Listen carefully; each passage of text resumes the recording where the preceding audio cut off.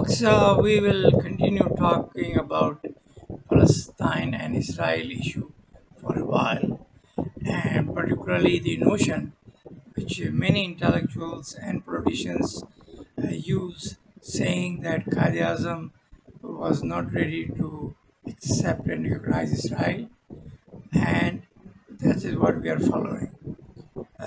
They don't understand that Qaid was a politician, and politicians change their stance depending on the circumstances and the situation, and the position they take is always in favor of their nation. They don't follow religion, they don't follow international friendship, they follow the interest of the country. And if Qaid was alive, I'm sure he was going to recognize Israel in 1949 when Turkey recognized it. If he was alive further, he will recognize Israel in 1970 when these PLO terrorists they tried to topple the government of Jordan, and the Jordanians requested help from Pakistan, and Zia-ul-Haq with some soldiers was sent over there to take care of those miscreants, particularly Yasser Arafat. He was made to run away from Jordan in a lady's suit, and that is what these cowards terrorists always do. And that was a good time because the king of Jordan was always of the opinion that real Israel is a reality and we need to now work with it instead of continue and never ending war. But the other Arab leaders, particularly the Saudis and the Libyans and Egyptians, they always use this issue to continue their evil rule, and they are still doing it. They don't want to solve the issue so that they will have no issue to tell to their people. I mean, in 1970, if Pakistan had accepted Israel, it will be a Muslim leader and it will solve the issues between Israelis, Palestinians, and even Iranians in one or two sittings. Because Palestinian issue is nothing but an absolute drama. Israel was established democratically, was established by the way the countries were established before UNO was started, and they set the rules of international boundaries and countries, and the United Nations immediately accepted Israel. US was the first. Iran accepted Israel. Turkey accepted Israel because it was established through the procedure which was prevalent in those times. There were only like about 500,000 Jews in Israel back then, but they were a political force and they decided to have their own country. They only had part. They even didn't have the Jerusalem at that time. But the Arabs, they used that issue. They destroyed the lives of Palestinians and converted them into terrorists through a purpose. And the purpose was to keep this issue alive, keep this immigrants issue alive, and keep the issue alive so they can fool their people. That was their main motto. And every step they took, when Yasser Arafat realized after being expelled from Lebanon, because the Palestinians they converted into gang of hooligans. Wherever they go, they created trouble, they created animosity, you name it.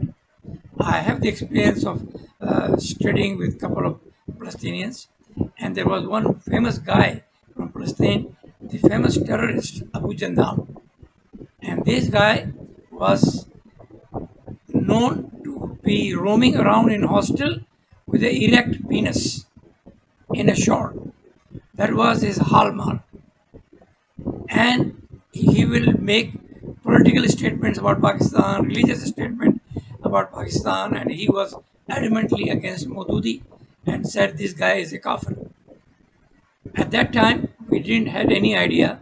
We were not that well educated and know the history of Jamaat Islami and Maududi, and we objected to it and said you have nothing to do with Pakistan, and you cannot criticize our people.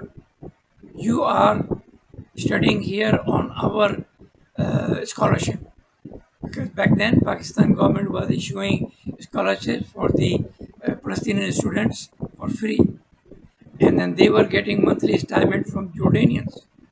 From Jordan will send them monthly uh, payment, and they will live lavish style. In Karachi, where I used to study with them, they every weekend they will go to Tariq Road and have fun. All the chanebazi and all the uh, drama and the sex life, they were very famous of it because they had a lot of free money, while were living on a very small scholarship. So in that situation, the Palestinians, they always took benefit of their position. You can imagine in the last 70 years, US has given them over $25 billion in aid. Pakistan has nothing. Pakistan was given maybe few $1 billion, and some $1 billion came when after the 9/11 war or Afghan war. It is said that about $10 billion was invested by US in Afghan war, and some of them, of course, was funneled away from ISI to overseas investment. That's how the Pakistani generals became so greedy and bloodsuckers. They made millions of dollars from Afghan war, and then they made another millions of dollars after 9/11. So every time they sided with the West, it was the money and the dollar. Coming back to Palestinians, we know that after PLO was expelled from Lebanon, where they were sheltered after Jordan, they created a civil war in Lebanon. And even the Shia party, which was the Druze, the Hezbollah, and another Muslim sect, Druze, were fighting with them. And when the Israel decided to attack Lebanon, they took over Lebanon. The Palestinians, they ran away, and the Israeli army did not stop the Druze killers to go to Palestinian camps and slaughter them. Over 1,700 people were slaughtered, and Israel accepted this responsibility and have accepted that we should have stopped them. But there was so much animosity between Druze, Hezbollah, and Palestinians who were roaming around in Kalashnikov on the road. They destroyed every law and order situation in Beirut. That is why the Israel took action and then expelled them from there. And then they were never allowed to settle as a party in any country. Some of them, they went to Tunisia, where they established their government in exile and all that bullshit. So when in 1980, Anwar Sadat accepted Israel and made a peace with Israel and said that we cannot fight others' war, he was 100% right, because Egypt got billions of dollars monetary aid. Not that Israel gave them the money, but that friendship and contract opened the business opportunity. And, and Egyptian business excelled. Their GDP became 3 times within 10 to 12 years. This is how much the economy grew. If Pakistan has accepted Israel at that time, we will not be begging to IMF. We will not be begging to Saudis and UAEs for $1 billion or $2 billion. और फिर शादियाँ नहीं तो बताएंगे ऐसे, oh we got $1.2 billion from IMF, and now Saudis, our good friend, are giving us $2 billion to deposit. It's not even an aid, it is just in State Bank of Pakistan, which they can take away anytime. While Saudis are making over $5 to $6 billion from Pakistani idiots who go for Hajj and Umrah, which is not even compulsory on Pakistanis. They have $130 billion loan on them. I mean, Egypt had restricted Hajj in 1951, because back then The Egyptian government said we don't have dollar to spend. We are short in foreign currency, and they stopped sending people, or they limited them. This is how much the Arabs value of this Hajj drama or the Umrah drama. In last 20 years, Pakistan had been totally decimated by this tradition of going to Hajj and Umrah and all that nonsense. And now we have these mullahs like Tariq Jamil who go to Saudi Arabia and they find the grave of the mother of Qaid Azam, I mean, mother of Prophet Muhammad, and they say, oh, this is such a holy place, and I visited there, and I was crying, and I was praying for Pakistan. Absolute nonsense. Every Haji which goes from Pakistan is a smuggler. Pakistan is wasting, is not being paid taxes on those smugglings. Everybody brings thousands and thousands of dollars of electronics and this, sell it in the black market, and Pakistan government cannot collect tax. This is what the use of Hajj and Umrah is, because Hajj and Umrah is actually should not be legal in Pakistan unless the government or Saudis who have access to over $2,000 billion give them $130 billion and take away their loan. But you can see how Arabs are using religion. Even if you look into UAE, when the people go there, they only go there for smuggling. They only bring the electronic and other things to deny Pakistan the genuine tax on it. Because every Pakistani who goes overseas, particularly in Middle East, acts like a smuggler. And they have no shame to not pay taxes which are needed to let the country be survivable. So the poor can be fed, government can make roads, can do communication, electricity. I mean, Pakistan needs over 60,000 megawatt electricity, and they only have 30,000 megawatt installed capacity. And the reason why, because in Pakistan, everything is monopolized by the military gang. They have a military general head of ABDA, they have a military general head of this transportation, they have a military general of this, who know nothing about that trade. They are only yes sir men with no brain in it. Every military general has a khali koka. He has no power to think. Only politicians do these things. Only they know where the nation should go. Only they understand what the benefit and the need of a civilian person is. But these gangsters sitting in GHQ, they don't care about anything. They are alien army, as I've said previously. They are not even Pakistani society because they hate Pakistani, they hate civilians, they call them bloody civilians and they do whatever they like. That is why today Pakistan is not a viable country. It's not a country which legally should survive, because to make a country survivable, they have to pay enough taxes to meet the expenses. When you have the gang of smugglers going Hajj and Umrah and Dubai and Qatar and all that nonsense, you really have no money for the country. State Bank will always remain a poor uh, until the Pakistan goes away. Because the way Pakistan is being run, it's worse than any African country. And the reason is very simple.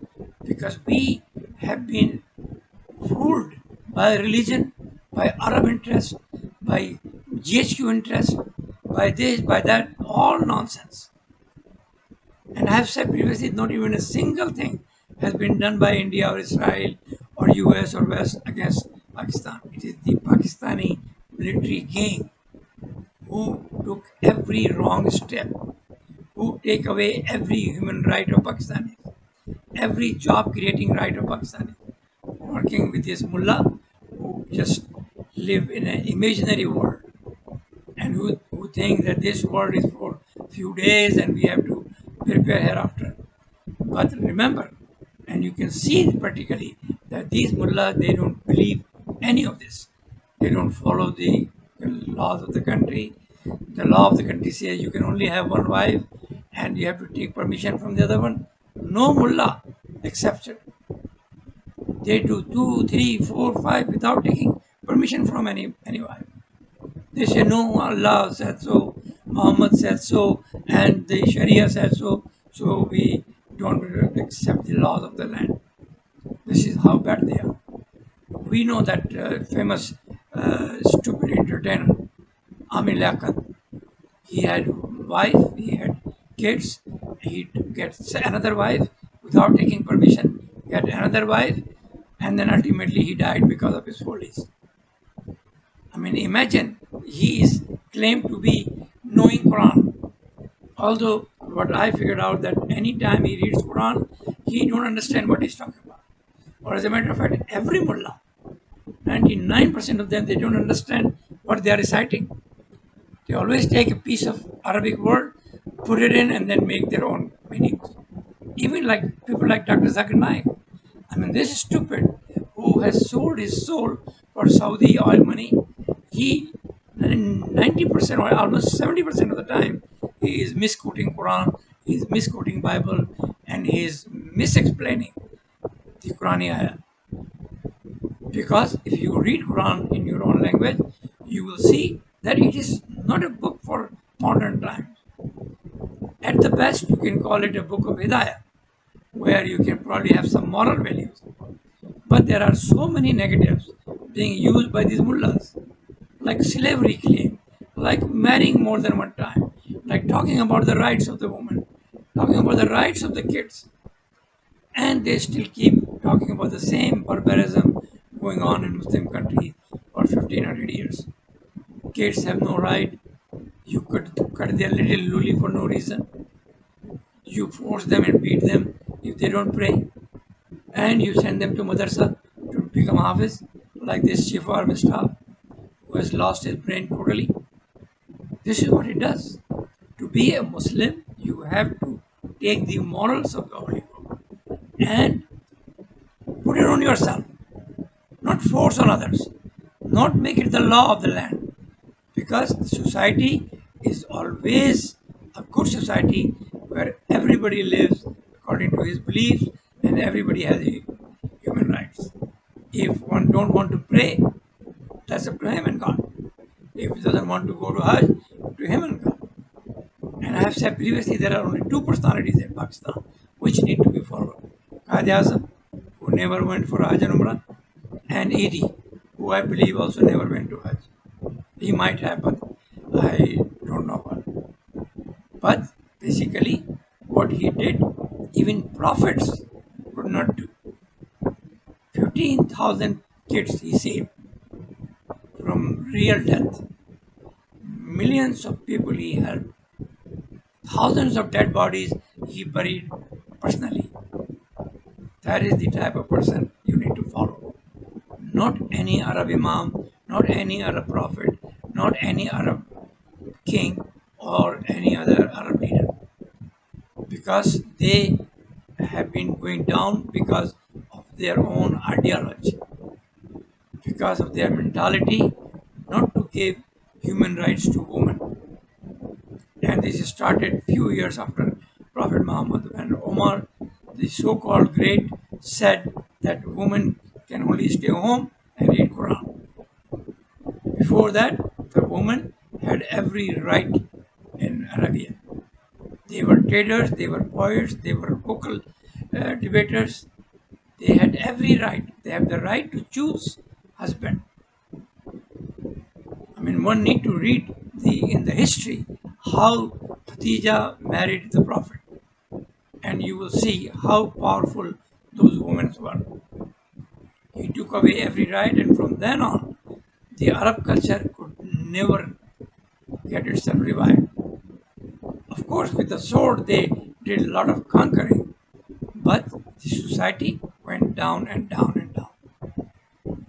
Now, after when Saudi Arabia has got a lot of money, they don't need religion. Now they are giving some rights to women. They can drive, they can work, they can go to concerts, all this. And the Pakistanis have been fooled so much by this religion. and by the issue of Palestine. And they don't understand that 80,000 people have been killed in Kashmir. 100,000 Pakistanis have been killed in Pakistan by its own people, Muslims killing and Muslims. And you will see that when 80,000 the Indian army was killing Kashmiris extrajudicially, Yasser Arafat was going to Delhi to get Indira Gandhi Award or Nehru Award, whatever it is. This is how much they care. Two Palestinians die and the whole country go upside down. We bring issue in UNO, Security Council, General Assembly, try to prove them that you are better slaves. While thousands die in Pakistan and overseas, and not even a single Arab country say a word about it. This is your value. Your value in Arab eyes is like a dog. And you can see on the internet a Saudi mullah saying exactly the same. And not even a single word is said against it. One of the Pakistani ministers, he criticized Saudi Arabia and then he was removed next day. This is how weak you are. You could have been the leader if you have taken the right decision at the right time instead of becoming Arab slave of zero value. And today you have no future. And then you have these Hafizji minded journals who are destroying everything. They are destroying Pakistani culture, Pakistani thoughtfulness, ideology, you name it. I mean, they are attacking the political people's homes, breaking everything, taking their women, kids, and putting them in jail if the guy is not there, just because they don't like Imran Khan. And they decided that they will not allow this Pathan to come back to power. And Imran Khan, he may be Pathan, we don't even speak proper Pashto because he is raised in UK. He speaks a little bit Urdu, a little bit Punjabi, a little bit Pashto maybe, but he is not a Pathan. He is a true Pakistani who want to make a country, a nation, not a gang of gangsters. GSQ has surrounded itself. Folks, think about it. Next time.